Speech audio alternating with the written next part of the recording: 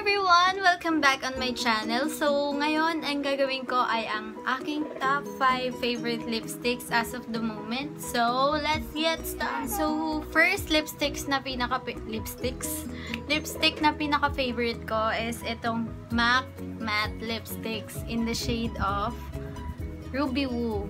Kasi sobrang bongga talaga to. Alam niyo naman ng MAC talaga ng bonggang-bongga yan, no?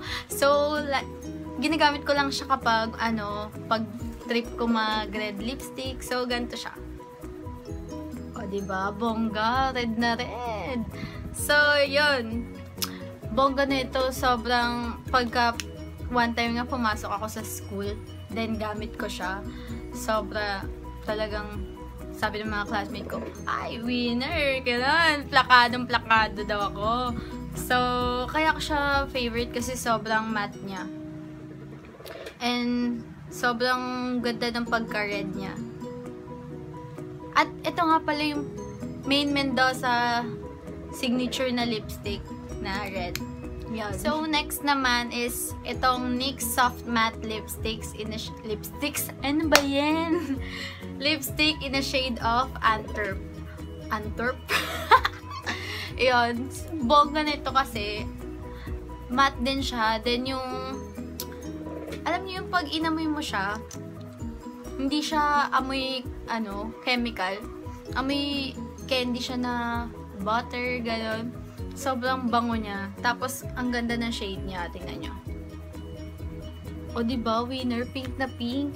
Pink na may pagka-orange, gano'n. Sobrang ganda nito. At nagsistay siya all day. Kahit hindi ka mag-retouch, kahit kumain ka, hindi talaga siya nabubula. Next naman is itong aking bagong-bagong Kiss Proof ng Minaw Cosmetics. At ang shade nito is number 8. Kaya sobrang ingay.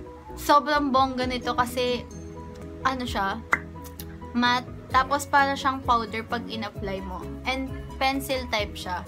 Kaya sobrang gustong-gusto ko to.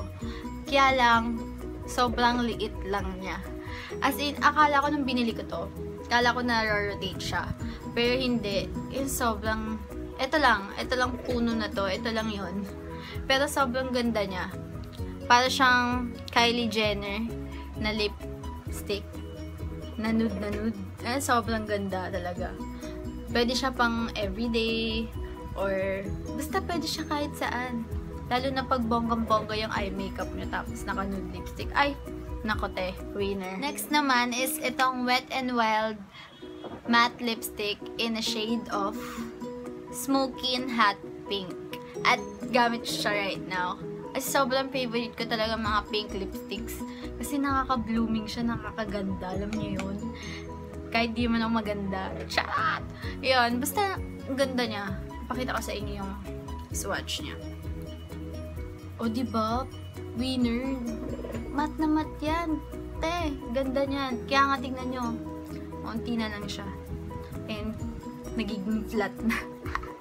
Pero, winner to girl. Alam ko, nasa lang to 300 plus sa mga SM. Pero, nabili ko kasi siya sa online shop. Pero, kaya, medyo lesser price. Last but not least is this Everbelena matte lipstick in the shade of Mauve. Sobrang ganda nito, girl. And sobrang affordable. I think nasa 180 plus lang to. But you can get this amount. Malaki siya. Tama lang. Normal size ng lipstick. Pero sobrang ganda na pwedeng pang everyday. Ganon. Madami nga lang haters ang Everbelena, no? Pero, ewan ko bakit hini-hate nila. Pero, tingnan nyo. Ang ganda ng nude niya, diba? Perfect for everyday. Ewan ko ba't ang daming haters ng Everbelena. Pero, kahit cheap yung presyo niya, maganda naman yung quality, diba? Kaya ako, fan talaga ako ng Everbelena ever since high school. And, pinaka-favorite kong product nila is itong Everbelena Lip and Cheek Tint. Talagang perfect to sa mga students. Lalo na pagka high school, bawal mag-makeup, ganon. Tapos ito, pakpak ka lang ng konting ganyan, tapos konti sa lips. Naku, blooming na blooming ka. Maliligaw sa'yo. Tsaka, gano'n. Sobrang ganda nito, girl. And sobrang affordable ng Everbelena. Kaya sobrang favorite ko yung brand na yun, kahit sobrang maraming haters. Nako, huwag kayong maniwala doon. So, that's it for my top 5 favorite matte lipsticks as of the moment. So, I hope you guys enjoyed watching. See you in my next one. Bye! Pa-bebe!